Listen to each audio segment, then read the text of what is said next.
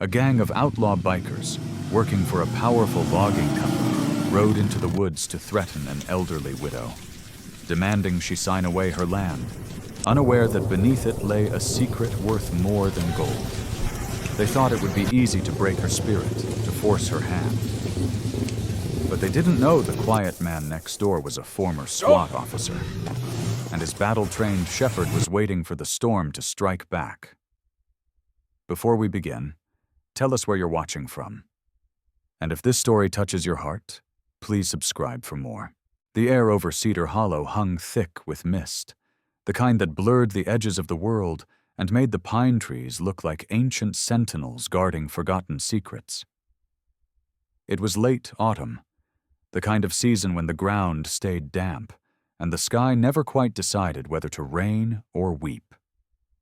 In this secluded valley of the Pacific Northwest, there were no streetlights, only the silver glimmer of dew and the faint hum of life beneath the forest floor. The Whitfield house sat on a rise above a narrow gravel road, its wooden frame aged to a soft gray, smelling of cedar and smoke.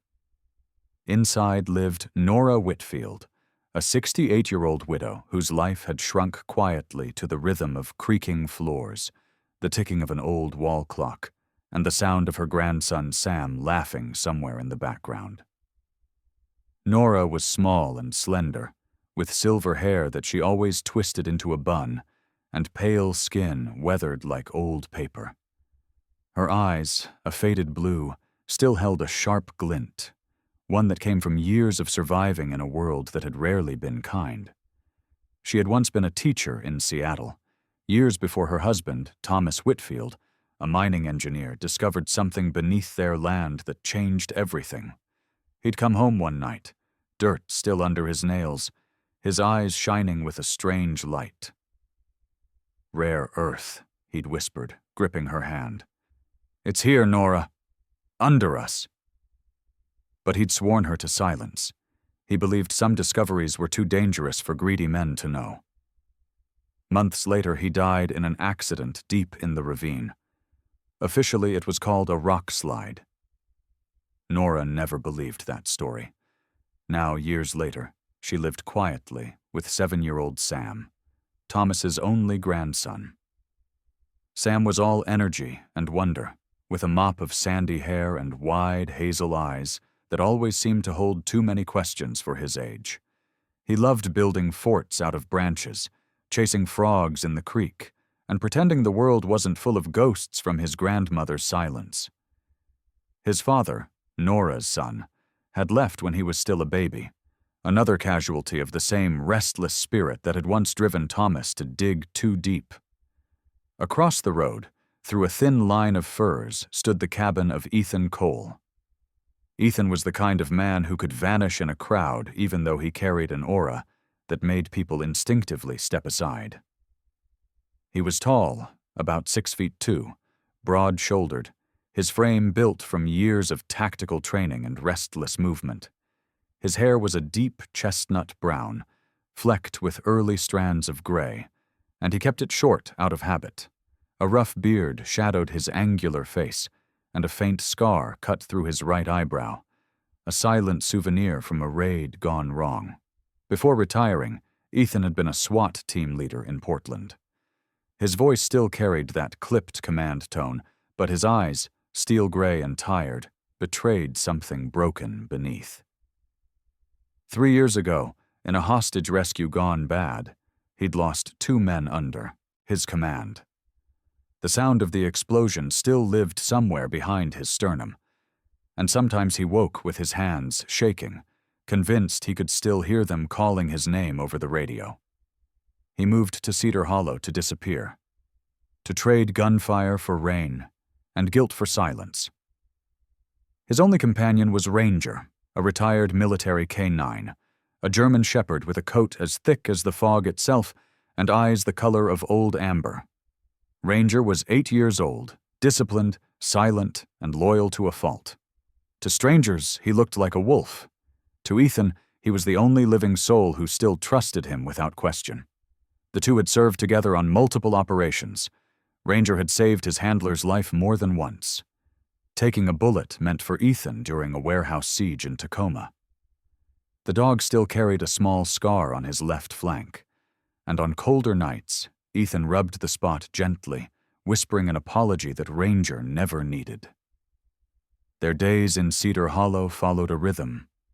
Dawn walks along the misty trail, silent meals of black coffee and canned beans, and evenings spent staring into the fire, where neither man nor beast spoke of the past. Nora often saw them through her kitchen window and thought Ethan looked like someone still fighting a war that the world had long forgotten. Sometimes she waved when he passed, but he always gave only a small nod. Never words, never smiles. Still, she didn't mind. She understood the language of people who carried too much. Life in Cedar Hollow was predictable, until the day the trucks arrived. It started with a low rumble one gray morning, when the mist had not yet lifted from the valley. Sam was outside playing with his toy soldiers in the mud when he looked up and saw the convoy. 3 white trucks with steel rigs and blinking hazard lights rolling slowly down the dirt road. Their sides were marked with the Terra Nova Industries logo, a polished green triangle over a globe. "Grandma, look!" Sam shouted, running inside. "There's new people in the woods." Nora stepped to the porch, her hands gripping the railing. The trucks stopped not far from her property line. Men in orange vests climbed out, their boots crunching the gravel, their laughter sharp against the silence. They carried equipment, survey rods, scanners, heavy drills. And one of them, a tall man in a black coat who seemed to be in charge, turned briefly toward her house. Even from the distance, Nora could see the gleam of his sunglasses despite the overcast sky. He smiled, a small, cold smile, and then turned away. That night, the valley didn't feel the same. The soft hum of the forest seemed to carry a new rhythm, a metallic clatter beneath the ground. Ethan heard it too. Standing on his porch, he could see the faint glow of construction lights flickering through the trees. He narrowed his eyes, recognizing the pattern of movement. Guarded, organized, military-like. Something about it stirred a sense of unease he hadn't felt since his service days. Ranger growled softly beside him, hackles raised. Ethan placed a steady hand on the dog's neck. "Easy, boy," he muttered, though his own pulse had quickened. "Let's just watch for now." Over the next few days, the peace of Cedar Hollow dissolved. The forest, once filled with the scent of pine and damp earth, now carried the acrid tang of diesel fuel. The sound of birds was replaced by the grind of machinery. Strangers came and went, measuring, drilling, marking red flags along the old creek bed that bordered Nora's land. One afternoon, Nora decided to confront them. Sam begged her not to. He was scared of the men in vests, but she couldn't ignore the growing unease in her chest. She walked down the muddy path with her cane tapping against the earth. The foreman, a broad man with a trimmed mustache and sunburned skin, barely glanced at her when she asked what they were doing. "Surveying, ma'am. Government work. Nothing to worry about." She frowned. "This is private property. You're on my husband's land." The man gave a short laugh. "Not for long, ma'am." Something in his tone chilled her. She returned home trembling, locking every door, though she knew locks meant nothing to men like that. That night, she couldn't sleep. She sat by the window, staring at the orange lights still blinking beyond the trees. Ethan noticed them too, but he kept his distance. He'd promised himself never to get involved in other people's battles again. Yet, when he saw Nora standing alone at her fence the next morning, her shoulders small against the expanse of the forest, he felt something stir in him, a faint echo of duty, maybe redemption. He approached her slowly. "Morning, ma'am."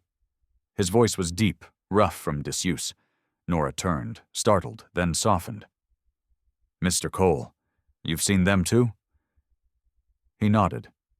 Yeah, and I don't think they're just loggers. For a long moment they stood in silence, listening to the faint, rhythmic thud of drills in the distance.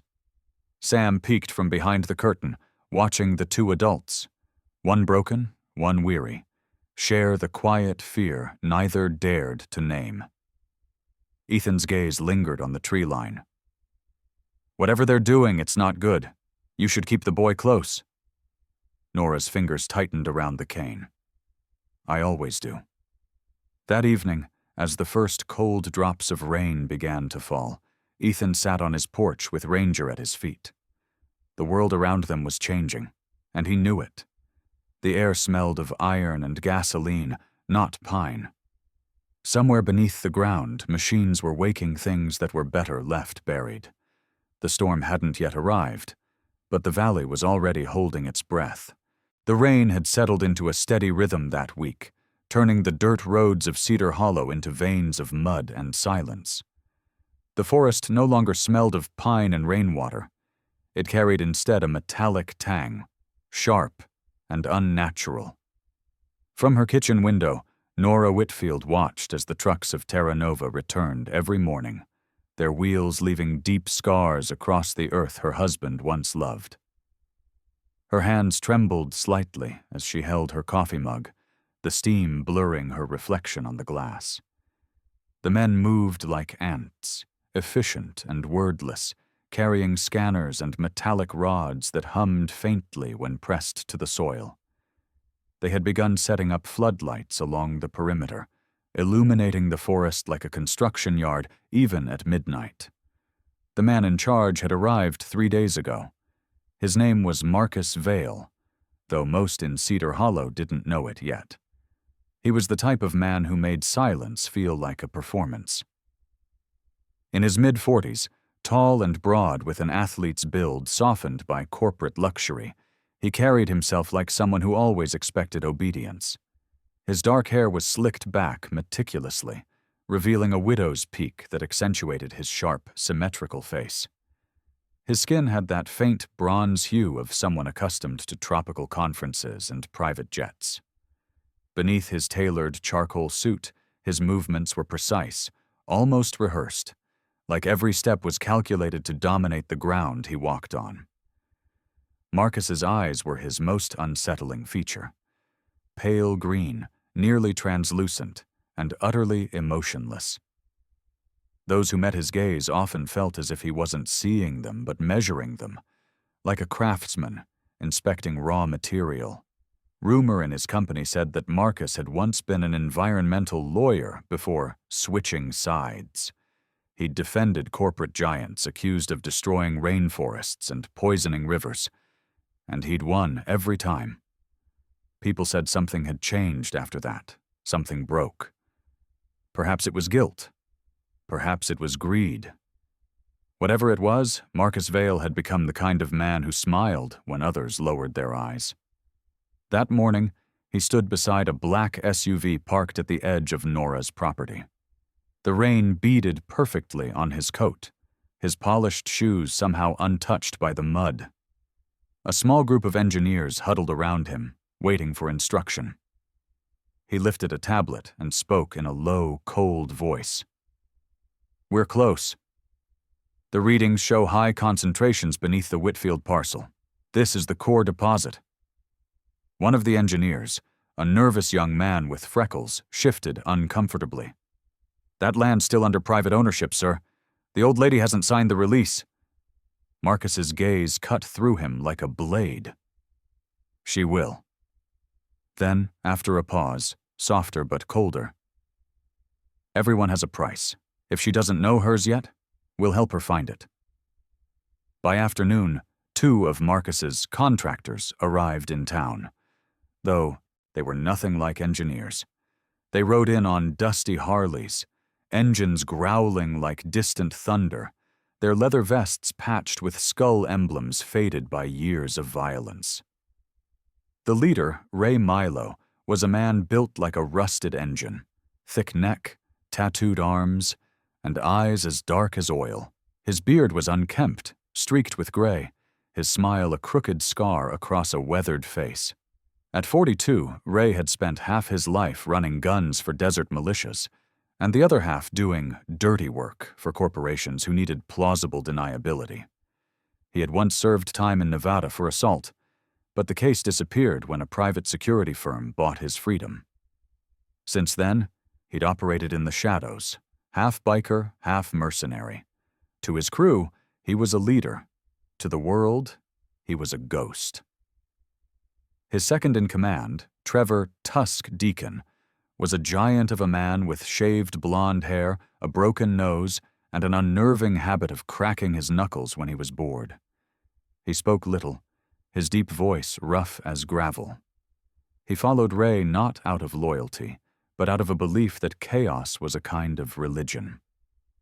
That evening, the rain intensified.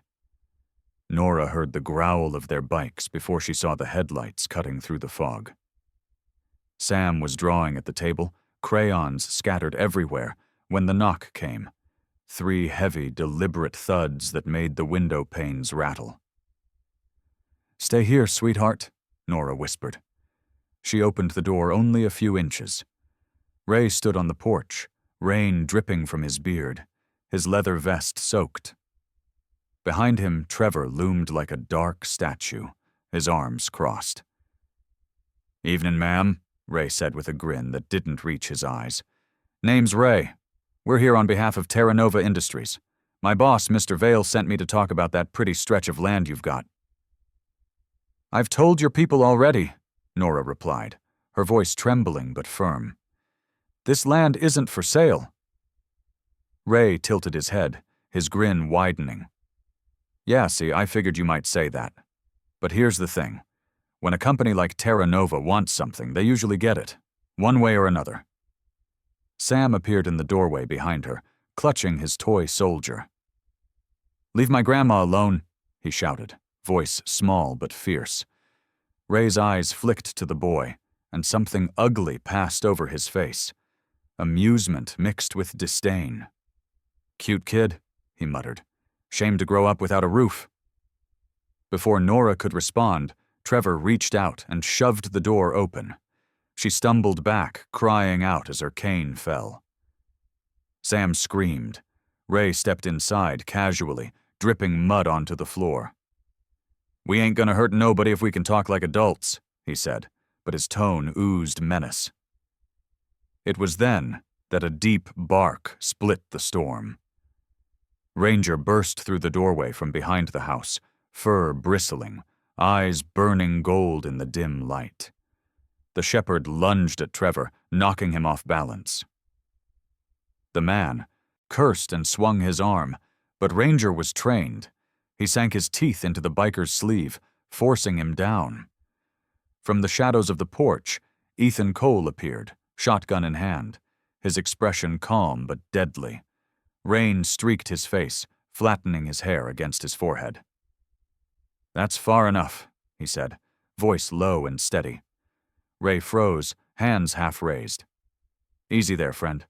No need for this to get ugly." "It already is," Ethan replied. His eyes flicked to Nora and Sam. "You two okay?" Nora nodded shakily, holding Sam close.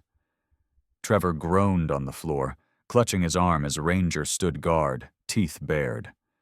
Ray backed away slowly, his grin gone. "You got guts, old man, but you don't know who you're messing with." "Then you'd better tell me," Ethan said. Ray smirked faintly, rain dripping from his nose. "You'll find out soon enough." He jerked his head toward Trevor. "Let's go." The bikers retreated into the storm, engines roaring as they disappeared down the muddy road. The sound faded, leaving only the pounding of rain against the roof and Nora's trembling breath. Ethan lowered the shotgun and looked at her. "They'll be back," he said quietly. "Men like that don't take no for an answer." "I can't leave, Mr. Cole," she whispered. "This land, my husband died for it. It's all I have left." Ethan studied her for a long moment, the muscles in his jaw tightening. He saw something in her eyes, a stubbornness that mirrored his own guilt. "Then we make sure they don't take it." Outside, the storm raged harder. Lightning flashed across the valley, illuminating the Terra Nova site in the distance, rows of machinery gleaming like metal skeletons in the dark. Ethan watched the horizon, his grip tightening on the shotgun. Ranger pressed against his leg, ears twitching. Somewhere deep in the forest, another engine started, followed by a brief human scream swallowed by thunder. The night of Cedar Hollow had begun to remember its ghosts. The morning fog clung low over Cedar Hollow, thick and heavy like a warning that refused to speak its truth. The rain had stopped sometime before dawn, but the world was still wet. The earth breathing quietly beneath a quilt of pine needles and mist. Ethan Cole crouched at the edge of the forest, his gloved hand brushing aside a patch of moss to reveal a circular mark burned into the soil. It wasn't natural. The ground here was scarred, crushed in a spiral shape that could only have been made by heavy machinery. He ran his fingers over the cold, damp dirt, feeling faint vibrations. The machines had been here recently. Ranger stood nearby, his coat matted from the wet ground, his amber eyes locked on the tree line. The shepherd's ears flicked toward a faint, rhythmic hum deeper in the woods. Ethan's gaze followed. The sound was steady, mechanical, like a distant heartbeat under the soil. He moved forward silently, the years of training returning as naturally as breathing. The forest canopy above muffled his steps, and the scent of oil and ozone grew stronger the further he went. After about half a mile, the trees opened into a small clearing. What should have been a quiet glade was now a patch of churned earth and steel. A portable drill rig stood in the center, its black pipes snaking deep underground. Two men in Terra Nova vests operated it, unaware of the silent figure watching from the shadows. Ethan's jaw tightened. He'd seen setups like this before, in war zones disguised as construction sites, in deserts where private contractors drilled for water rights that always turned out to be something darker. This wasn't a forestry operation. This was mining. He crept closer until he could make out their words. "Core sample's hot," one of the men said, wiping his brow. "Mag levels off the charts." "Boss'll want this sealed tight," the other replied. "Vale says the old lady's property sits right above the main vein. Once that's cleared—" A twig snapped under Ethan's boot. Both men froze. One turned, scanning the tree line. Ranger let out a low growl, ready to pounce. Ethan raised a hand. "Not yet." The workers muttered to each other, uneasy. One grabbed a flashlight, sweeping it across the trees. By the time the beam passed, Ethan was gone. He'd melted back into the fog. He'd seen enough. Back at his cabin, he sat at the table, dripping from the rain-soaked forest. The old shortwave radio in the corner hissed faintly. Ethan opened a drawer, pulled out a small, battered satellite phone, and scrolled through the worn contact list. His thumb hovered for a moment over a single name. Ben Riley. He hadn't spoken to him in almost 2 years. Ben had once been part of the same SWAT unit. Lean, sharp-eyed, with a grin that could cut tension like sunlight through smoke. He'd left after a wildfire mission had gone wrong, trapped in the Cascades, pinned between fire lines. Ethan had pulled him out, half dead from smoke inhalation. Since then, Ben had traded urban combat for the quiet life of a forest ranger. Ethan pressed, "Call." Static crackled before a warm, rough voice answered. "Didn't think I'd hear from you again, Cole." "Wish it was a social call," Ethan said. "You near Cedar Hollow?" "About 10 miles out, patrolling the ridge. Why?" "Terra Nova's digging," Ethan said flatly. "Not logging, mining. There's something under the Whitfield property." A pause. "You sure?" "I saw it with my own eyes." Another pause. Then Ben's tone hardened. "I'll be there in an hour." When Ben arrived, his Green Ranger's truck rolled up the dirt road in a cloud of dust. He stepped out, a man in his late 30s, tall and wiry, his tan uniform damp with rain. His hair was sun-bleached blonde, and his eyes were a sharp sea green that missed nothing. A thin scar ran down his left cheek, a souvenir from the wildfire years before. Despite his easy smile, there was a watchfulness about him, a quiet tension that never really left. "Still keeping the beard, huh?" Ben said, smirking as he shook Ethan's hand. "Trying to blend in with the lumberjacks?" Ethan grunted. "You could use one. Might make people take you seriously." "Yeah, but then who'd charm the ladies at the diner?" For a brief moment, the old familiarity returned, the banter of men who had once shared foxholes and fire. But it didn't last.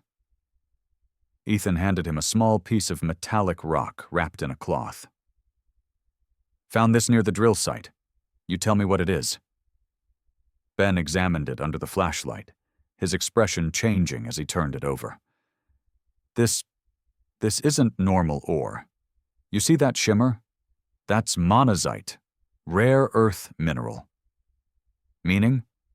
"Meaning someone's drilling for more than timber. This stuff is worth billions. Defense contracts, batteries, tech manufacturing. If Terra Nova's pulling it from under the national forest, they're not just breaking the law, they're selling the country." Ethan's eyes darkened. "And Nora's sitting right on top of it."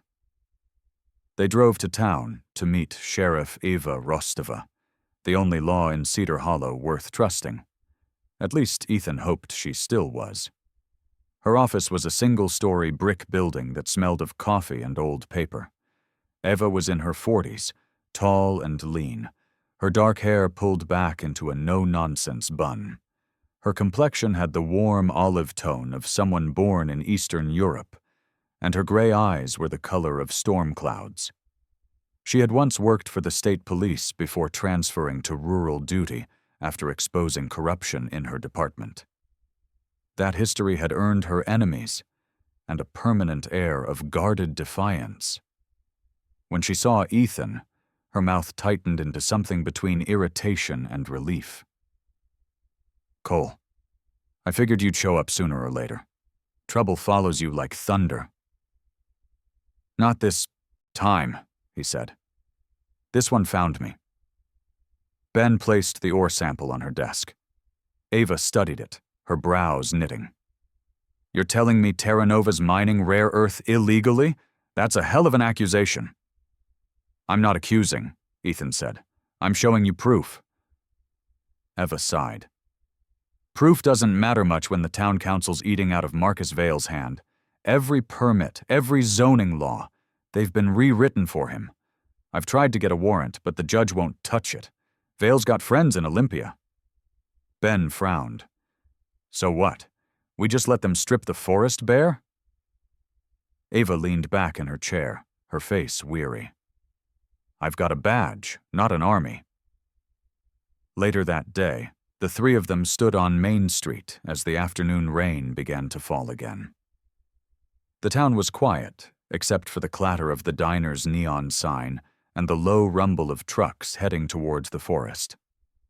That's when they saw him, one of Vale's men, a thin, hawk-faced enforcer named Coleman Briggs. He was tall, sharp-featured, and impeccably dressed in a leather jacket that didn't fit the muddy road. His smile was reptilian, practiced. He was known as Vale's problem solver, a man who made obstacles disappear without leaving paperwork behind.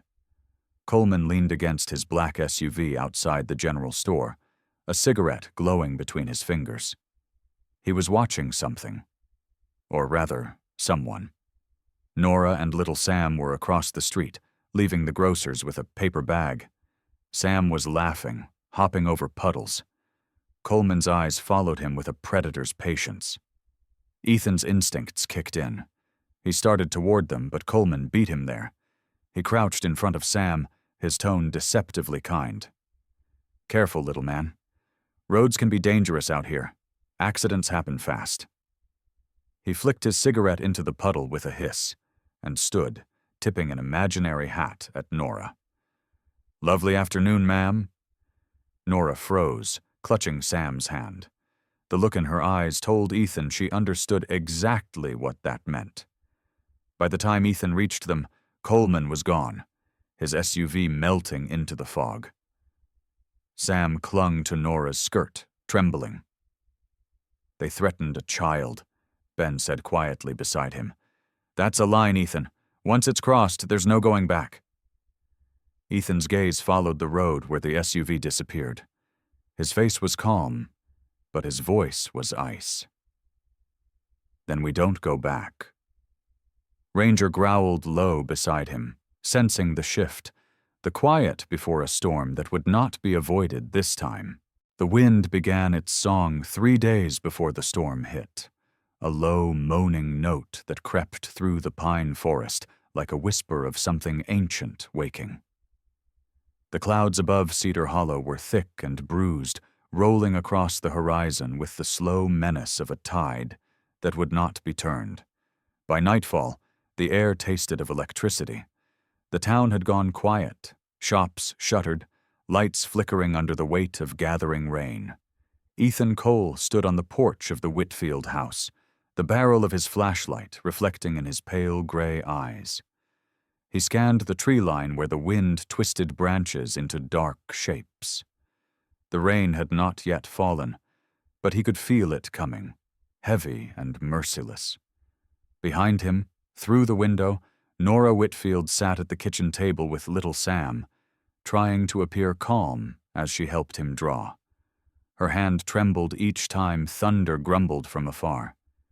Ranger lay near her feet, tail twitching, head raised, not sleeping, but listening. In the yard, Ben Riley was bent over a wooden crate filled with coiled wire and motion sensors, his ranger's uniform replaced by dark tactical gear that hadn't seen daylight in years. His face, usually quick to smile, was now set in grim focus. "They'll come before the storm's peak," he muttered, adjusting a small explosive charge beneath the porch steps. "That's when they think no one will be watching." Ethan nodded. "We'll be ready." The plan had taken 2 days to build.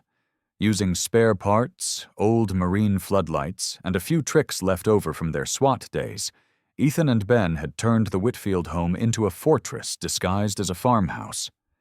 High-powered lights hidden under tarps were wired to flood the field with blinding illumination. Fake detonation charges, rigged to sound like live explosives, would give the illusion of firepower far greater than they actually had. Ranger had been retrained for one specific command: guard, strike, retreat, a sequence that could disable a man in seconds. The storm began its descent in the late evening. The sky cracked open, spilling rain that came in sheets, hammering the tin roof with a relentless roar. The wind bent the trees nearly sideways. Lightning lit up the valley in white flashes, revealing for brief seconds the distant glimmer of headlights moving up the mountain road. Ethan's jaw tightened. "They're here." Ben, crouched by the window with binoculars, cursed under his breath. 6 vehicles. Black. No markings. The lead truck stopped at the edge of the property, its engine growling like a predator in the dark. The driver's door opened, and a tall figure stepped out. A man moving with the controlled precision of someone used to violence. Cale Soren. Cale was in his mid-40s but carried himself with the strength of a man half his age. His hair, once blonde, had faded to a cold silver that matched the steel of his eyes. A faint scar ran from his temple to his jaw, and even in the rain, his expression remained carved from stone. He wore a waterproof combat jacket over body armor and moved with the efficiency of a professional who'd done this far too many times. Before becoming a mercenary commander, Cale had been a U.S. Marine captain, a respected one, until a classified mission in Afghanistan had gone wrong. Half his unit was lost due to a decision he made. The guilt had hollowed him, and he left the service soon after. He didn't speak of it, but the bitterness in his eyes told the story. Now, he worked for men like Marcus Vale, doing jobs where rules didn't apply. He spoke into his headset, his voice calm, almost bored. Alpha and Bravo teams, encircle the structure, maintain calm silence. When I give the word, we go in clean. Rain lashed across his face as he raised his hand. Move.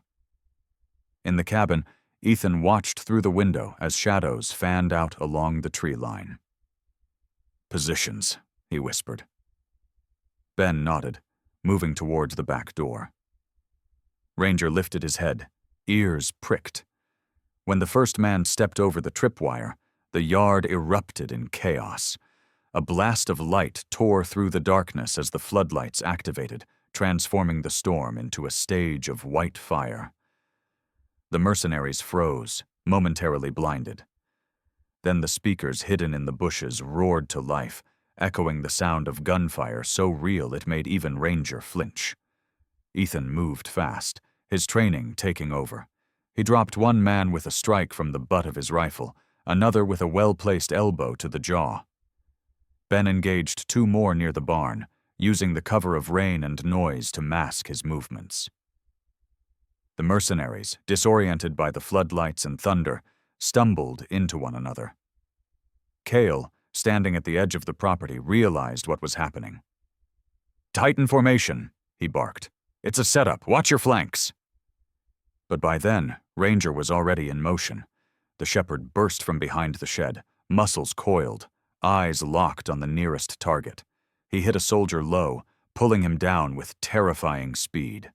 The man screamed as the dog tore into his arm, then went still as Ranger released him at Ethan's command. Ethan ducked behind the woodpile, reloading. "Ben, how many left?" "3, maybe 4. They're regrouping." Cale moved closer, his boots sinking into the mud. He saw Ethan's silhouette in the glare and raised his rifle. But before he could fire, Ben triggered the decoy explosives. The blast thundered through the valley, shaking the ground and sending a wave of light and debris into the air. Cale's men scattered in panic, some dropping their weapons. "Fall back!" Cale shouted, realizing the fight was lost. "Get to the trucks!" But escape was no longer an option.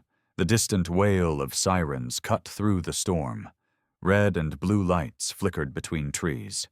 Sheriff Eva Rostova's convoy surged up the road, tires sliding through the mud. Her deputies poured out, weapons drawn, using the confusion to surround the mercenaries. Eva stepped out last, her dark coat whipping in the wind. She raised her shotgun and leveled it at Cale. "Drop it." Cale, breathing hard, looked around. His men were on the ground, some wounded, others surrendering. The rain poured over his face, washing away the mud and fury alike. Slowly, he raised his hands. "Guess I underestimated small towns," he muttered. Ethan lowered his weapon and stepped forward, rain dripping from his hair. "You brought this on yourself." Cale's cold eyes met his. "You think you've won, soldier? You're playing against men who don't lose, and when they come, they won't knock." Before Ethan could respond, a deputy shoved Cale toward a patrol car. As they dragged him away, his voice carried through the rain. "Tell Vale the job's done, but not finished." Inside the house, Nora held Sam close, her hands still trembling. Ranger sat by her feet, his fur soaked and matted with mud. Ethan walked in, setting down his rifle. His eyes softened slightly when he saw the boy clutching the dog.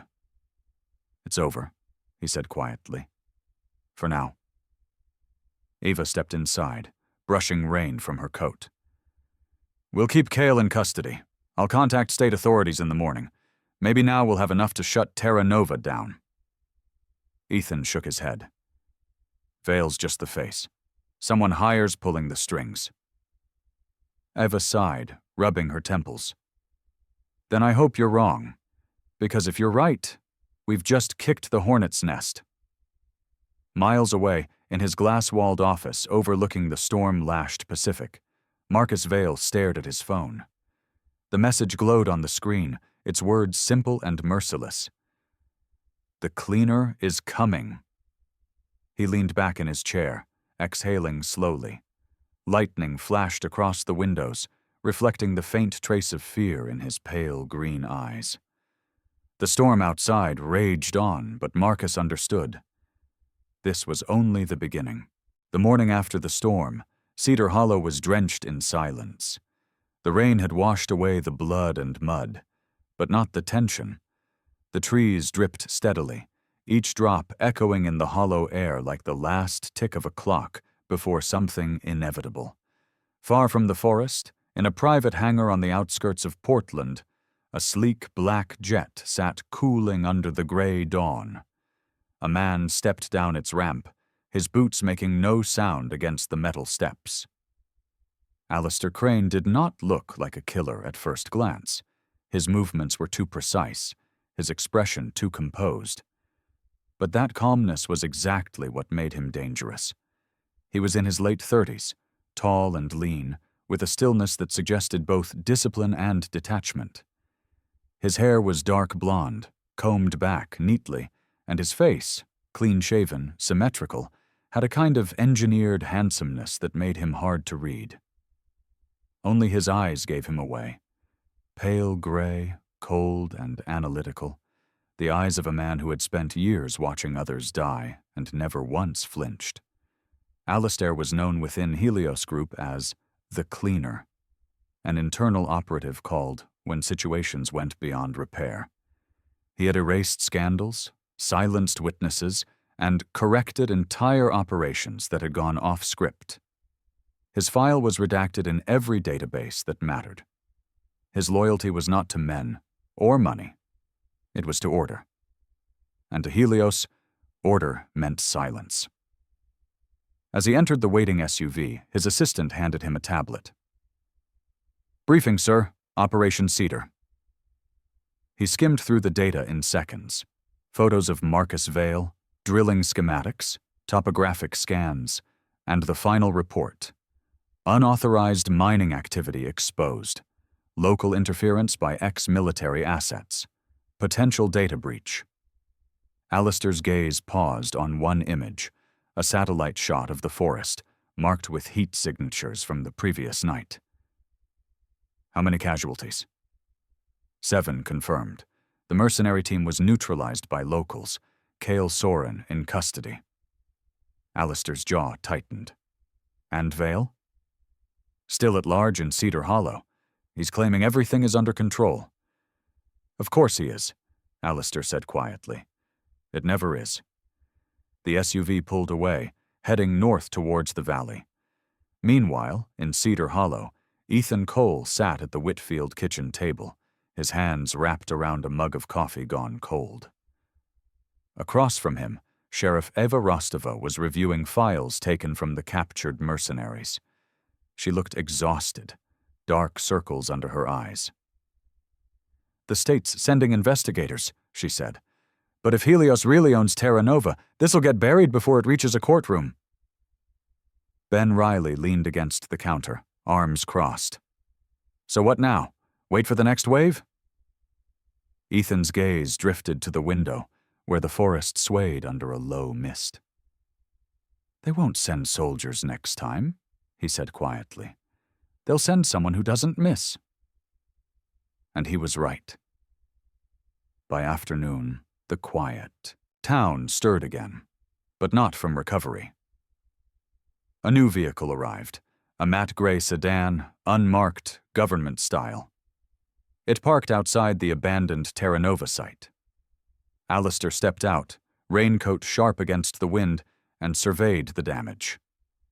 Craters marked where Ethan's decoys had gone off. The drill rigs were abandoned, half submerged in the mud.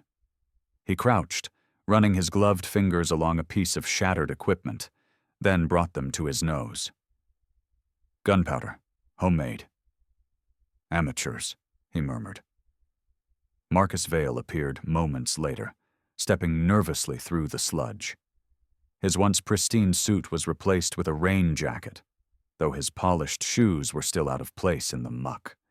He forced a smile. "Mr. Crane, I assume. They told me you'd be coming." Alistair straightened slowly, brushing off his gloves. "You've made a mess, Mr. Vale." Marcus hesitated, the false confidence cracking. "It's contained.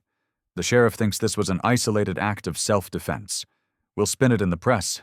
My legal team—" Alistair cut him off with a look so sharp it silenced the air. "You misunderstand. I'm not here to help you spin anything. I'm here to determine how deep this breach goes, and to clean it." The words landed like a verdict. Marcus swallowed. "You think I caused this?" "I think you underestimated the locals," Alistair replied evenly. "And I think you stole from us." Marcus stiffened. "That's absurd." "Helios doesn't tolerate absurdities. The audit shows 20 million missing from your extraction budget. Hidden transfers routed through offshore accounts. You used Helios money to fund your own side deal." Marcus's face paled. "That was for expansion. I needed leverage." Alistair stepped closer, his voice a low whisper that felt colder than the rain. "You don't leverage Helios. You obey it." He turned away, scanning the horizon toward the forest. "Where are the locals now?" Marcus hesitated. "The widow's still in town. The ex-cop and his ranger friend are lying low. The boy, he's the only reason she hasn't fled." Alistair's expression didn't change, but his mind catalogued every detail. "I'll handle them." He returned to his car and drove toward the woods, stopping where the gravel road turned to mud. The forest loomed, silent except for the distant drip of melting rain. For a long moment, Alistair just stood there, listening. There was something about Cedar Hollow that unsettled him. It wasn't the danger. It was the purity of it. The people here fought not for money or ideology, but for home. He'd seen wars fought for less noble reasons, and they'd always ended the same way, with the strong burying the good. As dusk fell, he saw Ethan approaching on foot, hood up, hand resting near his holster. Ranger padded beside him, silent and watchful. The two men stopped a few yards apart. Ethan spoke first. "You don't look like the type Vale hires." Alistair's voice was calm. "I'm not. I work for the people who own him." Ethan's grip tightened. "Then you're part of this mess." Alistair met his gaze. "No, I'm here to erase it." The air hung thick between them. Then Ethan said, "If you're cleaning house, start with Vale. He's the one who's been lying to you. He's digging in the wrong place, and for the wrong reasons." Alistair frowned. "Explain." Ethan took a step closer, lowering his voice. "The ore under Nora's land. It's unstable. That's why her husband kept it secret. Mining it wrong could poison the entire valley. You wipe us out. You bury your own asset." For the first time, Alistair hesitated. His expression barely shifted, but something flickered behind his eyes.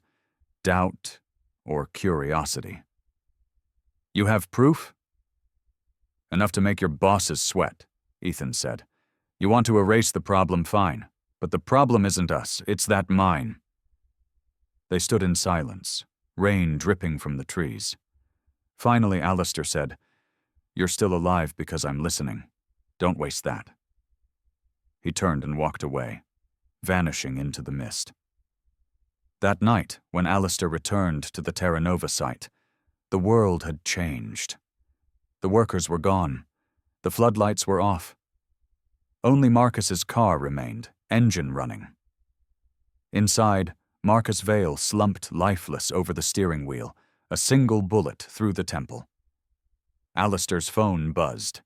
A message appeared on the secure channel, stamped with Helios's insignia. "Directive. Field asset compromised. Secondary unit deployed. Eliminate all loose ends." He stared at the message for a long time. For the first time in his career, the cleaner understood what it meant to be part of the mess. Outside, thunder rolled again. This time it sounded almost like laughter. The wind screamed through Cedar Hollow like a living thing. Branches thrashed against rooftops, and the sky boiled with lightning so fierce it lit the valley in stark flashes of white and blue. The second storm had come without warning, bigger, angrier, and far less forgiving than the one before. The townsfolk had sealed their homes and prayed, but for those still caught in the heart of the conflict, there was no refuge, only the coming fire. At the edge of town, the Whitfield house stood like a flickering beacon in the darkness. Ethan Cole and Ben Riley were inside, weapons laid out across the dining table. Shotguns, a scoped rifle, and what little ammunition they had left. Each click of a magazine into place echoed louder than the thunder outside. Sheriff Eva Rostova moved briskly between them, her face drawn tight, her hair soaked with rain. "Federal backup's on the way," she said, though her tone carried no real certainty. "But the storm's grounding most aircraft. We might be on our own for a while." Ethan glanced toward the window, where Nora Whitfield was huddled with little Sam, trying to calm his shaking hands. "Then we hold until they get here," he said. His voice was calm, but his eyes told another story. Ranger sat at Ethan's feet, tail low, fur damp and heavy. The old German shepherd's breathing was steady, focused, waiting for the signal he knew would come. Miles away, through the sheets of rain, Alistair Crane stood under the dripping canopy of pines, his black raincoat blending into the shadows. His SUV had been disabled on the road, his own organization's doing. He watched as unmarked trucks poured into the valley, their headlights cutting through the mist like hunting knives. The men inside wore no insignias, only matte black armor and faceless helmets. Helios's private operatives, his former colleagues. The new cleaning crew. At their lead was Director Roland Hale, a man Alistair once reported to. Hale was in his early 50s, tall but lean, his posture rigid with military pride. His face, all sharp lines and cold efficiency, bore the calm arrogance of someone who had erased too many people to still call it murder. His silver hair was cropped short, his skin pale as bone, and his voice, when it came through the comms, was smooth and merciless. No survivors. The project was never here. As the convoy neared the town, Alistair's jaw clenched. He had spent years cleaning up other men's sins. But this was something else. They weren't here to restore order. They were here to erase it. Lightning struck the ridge, illuminating the first signs of chaos. Ethan's security lights burst alive as the team entered the perimeter. The battle began not with warning, but with sound. Gunfire snapping through the rain like cracking ice. Windows shattered, the air filled with smoke and the sharp tang of cordite. "Positions!" Ethan shouted. Ben took the left flank, Eva the right, and Ethan stayed by the doorway, guarding Nora and Sam. The storm turned every flash of gunfire into a strobe, the entire battle unfolding in bursts of light and shadow. Ranger darted through the chaos, weaving between debris and muzzle flashes. He lunged at one of the intruders, knocking him into the mud. The man screamed as the shepherd's teeth tore into his arm before a quick command from Ethan called the dog back. "Good boy," Ethan muttered, reloading. At the same time, Alistair emerged from the tree line, moving like a ghost between lightning strikes. He fired once, twice, clean, efficient shots that dropped two of Helios's operatives before they could advance on the Whitfield porch. He took no pleasure in it. Each pull of the trigger was a rebellion against everything he'd built his life upon. Through the storm, he heard Hale's voice over the team frequency. "Crane, you're compromised. Stand down, or we will terminate you with the rest." Alistair exhaled slowly, rain streaking down his face. "I think, Director," he said quietly, It's your turn to be cleaned." He cut the line and advanced toward the house. Inside, the noise grew unbearable. One bullet shattered the wall above Nora's head. Another ripped through the curtain beside Sam. Eva returned fire, shouting orders over the thunder. "They're flanking us! 2 on the right!" "I see them!" Ben yelled back, firing through the window. One figure fell. Another crawled away into the darkness. Then a new voice cut through the chaos. A desperate, trembling one. "Nobody move!" All eyes turned to the doorway. Standing there, drenched and wild-eyed, was Marcus Vale. His once-tailored suit was torn, his face bloodied. One arm clutched a pistol, the other held Sam, small and terrified, as a shield. Ethan froze. "Marcus," he said evenly, "let the boy go." Marcus's laugh was sharp and broken. "You think I wanted this? They were supposed to protect me. Helios turned on me. I'm as good as dead unless I deliver something they want." "What they want is buried under this land," Ethan said. "You'll never make it out alive." "Maybe," Marcus said, pressing the gun closer to Sam's temple. "But I'm not dying here." He started backing toward the door. "Tell them to stand down or I swear." The moment fractured with a single word. "Ranger!" Ethan's command sliced through the thunder. The shepherd exploded into motion, a blur of muscle and instinct. He lunged low, teeth sinking into Marcus's wrist. The gun went off, a wild, deafening shot that struck the wall inches from Ethan's head. Marcus screamed, stumbling backward. Ethan fired once.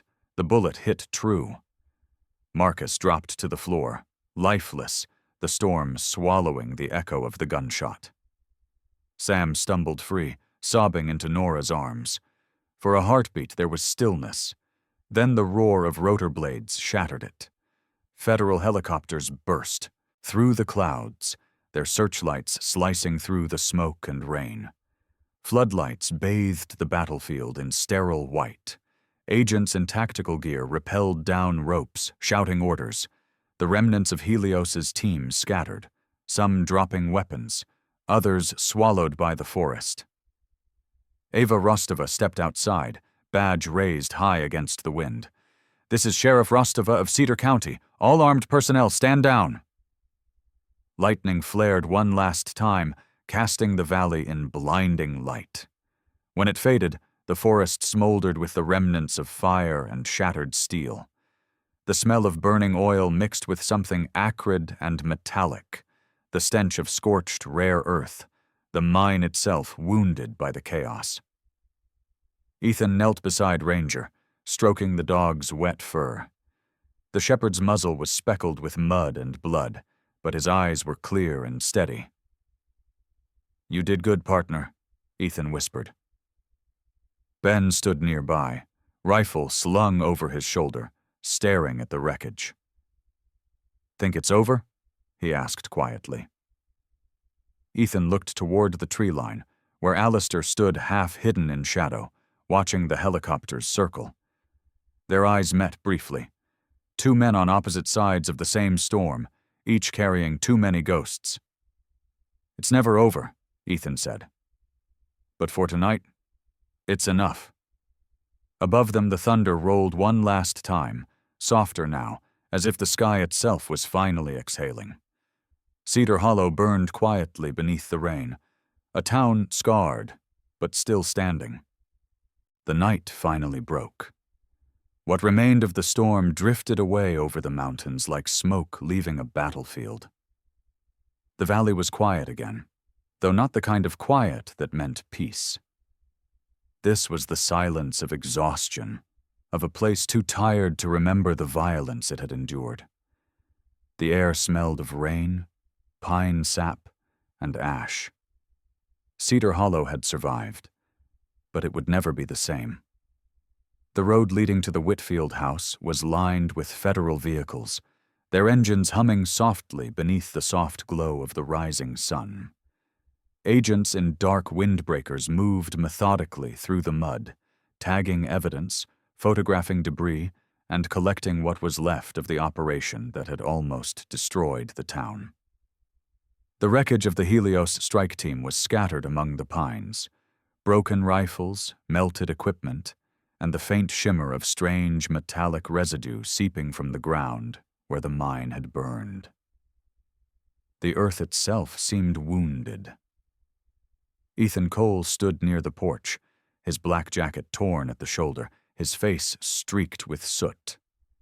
His eyes, gray and steady, were fixed on the horizon where the first golden rays of dawn filtered through the mist.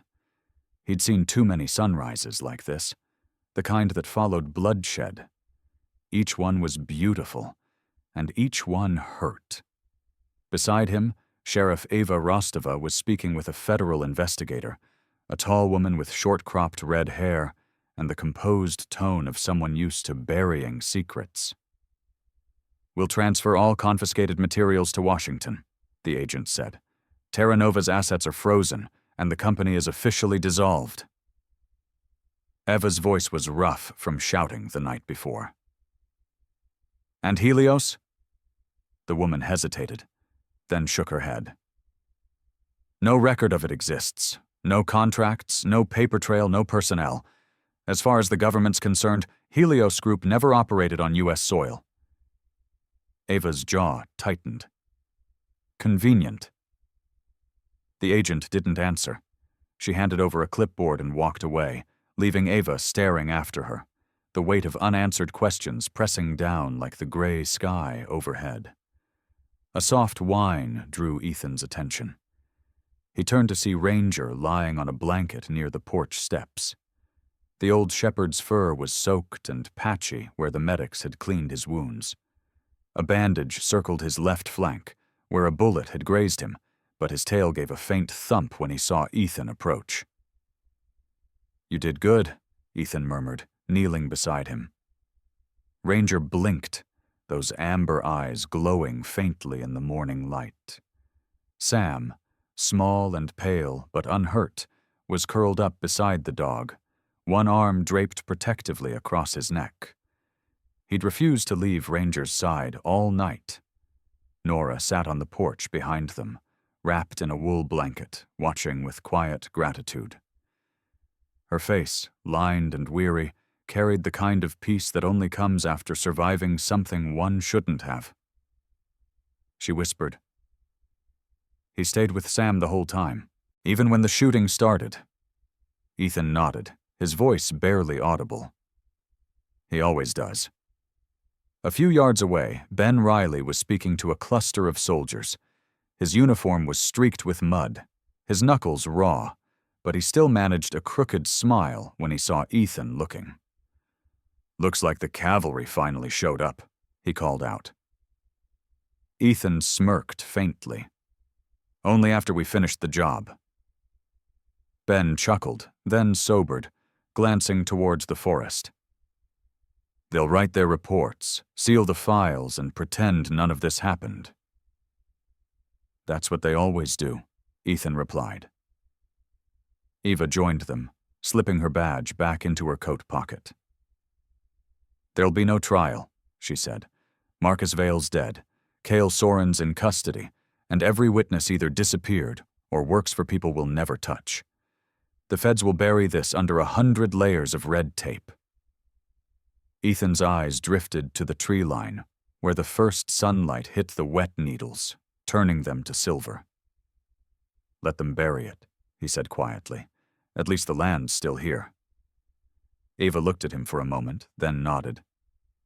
"You're staying?" He gave a half shrug. "For a while. Someone's got to make sure no one digs it up again." Ben clapped him on the shoulder. "You always did like lost causes." Ethan smiled faintly. "They're the only ones worth fighting for." As the agents began packing up, a new vehicle arrived, a dark SUV with tinted windows. It rolled to a stop near the edge of the property, its engine idling. The door opened, and for a heartbeat, everyone tensed. Alistair Crane stepped out, his black coat buttoned, his movements deliberate. The left side of his face bore a faint bruise, a souvenir from the night before. He looked neither defeated nor victorious, just hollow. He approached slowly, stopping several feet away from Ethan. "You should be dead," Eva said flatly. Alistair's tone was calm. "So should you. Yet here we are." His gaze shifted to Ethan. "Helios is gone, at least the version you fought. But there are others. There always are." Ethan studied him in silence. "You could have walked away last night. Why didn't you?" For the first time, Alistair's composure cracked, just slightly. "Because for once I wanted to clean something worth saving." He turned, glancing towards Sam and Ranger. The boy was laughing softly, running his fingers through the dog's fur, whispering something only they could hear. "You did more damage to them than I ever could," he said quietly. "That's why they'll never forgive you." Ethan frowned. "You're not staying?" Alistair shook his head. "Men like me don't stay anywhere. We disappear." He started back toward the car. Before he opened the door, he said without looking back, "Keep your eyes open, Cole. The world doesn't stop burning just because one fire went out." Then he was gone, the SUV rolling away into the mist. The sun finally broke through the clouds, scattering light across the wet valley. Steam rose from the ground, curling around the wreckage, turning everything golden and unreal. Birds began to sing again, a hesitant sound, fragile and brave. Nora stepped off the porch, her cane sinking slightly into the soft earth. She looked at Ethan and Eva standing side by side, their silhouettes framed by the dawn. "My husband used to say," she murmured, "that greed can bury a forest, but courage, no matter how small, can make it grow again."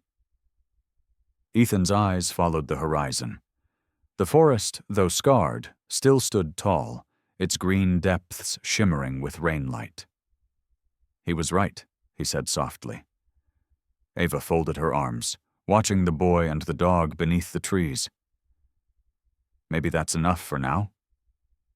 Sam looked up at the sky, his small hand resting on Ranger's head. The shepherd's eyes reflected the sunrise, amber turning to gold. In that moment, the valley didn't look broken anymore. It looked reborn.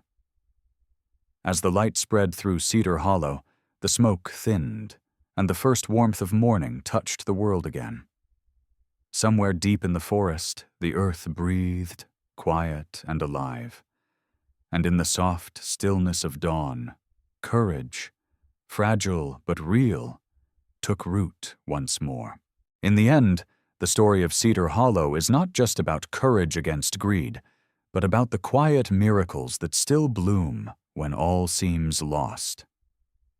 Perhaps it was no accident that light returned after the storm, that mercy, like dawn, always finds a way through. For in every act of kindness, in every moment of sacrifice, God leaves his fingerprints, reminding us that even in darkness, faith still glows. If this story touched your heart, share it so others may find that same spark of hope. Leave a comment to tell us what you believe courage means in your own life, and subscribe for more stories that remind us. No storm is stronger than the grace of God. May he bless and protect everyone watching, now and always.